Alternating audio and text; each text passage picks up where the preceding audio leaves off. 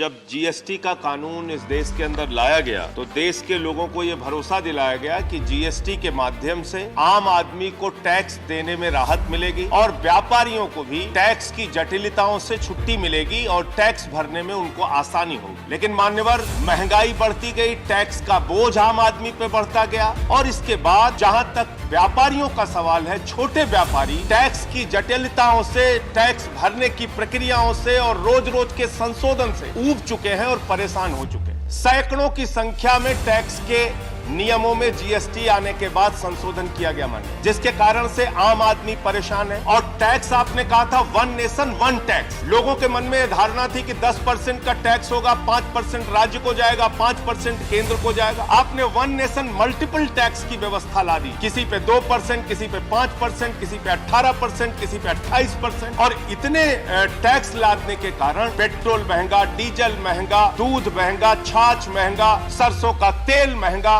आम आदमी की जिंदगी की हर एक चीज, गरीब की थाली महंगी कर दी मान्यवर। ऐसी सरकार है कि रोटी पर 5% और पराठा पे 18% टैक्स। ये कैसी टैक्स की प्रणाली है मान्यवर? एक हफ्ते तक हमारे पूरे उत्तर प्रदेश में मान्यवर जिस तरीके से छापेमारी का जो आतंक डाला गया, उससे उनको राहत मिलनी चाहिए। छापेमारी तो दूर की बात है मान्यवर, जीएसटी के अधिकारी नहीं गए छापामारी करने के लिए, पुलिस बल साथ में लेके गए, चेक भरवा के लेके आए। अयोध्या का मामला, एक व्यापारी से 5 लाख का चेक लिया, गोंडा में एक व्यापारी से 3 लाख का चेक लिया। अरे भाई, आप मामले की जांच कीजिए, उसके बाद तब आप टैक्स लीजिए। आपने मामले की जांच भी नहीं की। छोटे मझोले जितने भी व्यापारी हैं, उनको पूरे उत्तर प्रदेश में आपने तंग कर रखा है। ये टैक्स की जो प्रणाली उत्तर प्रदेश में लागू करके व्यापारियों को जो परेशान किया जा रहा है, इस पर रोक लगनी चाहिए। जीएसटी के माध्यम से जीएसटी को जीएसटी ही रहने दीजिए, उसको गुंडा सर्विस टैक्स में तब्दील मत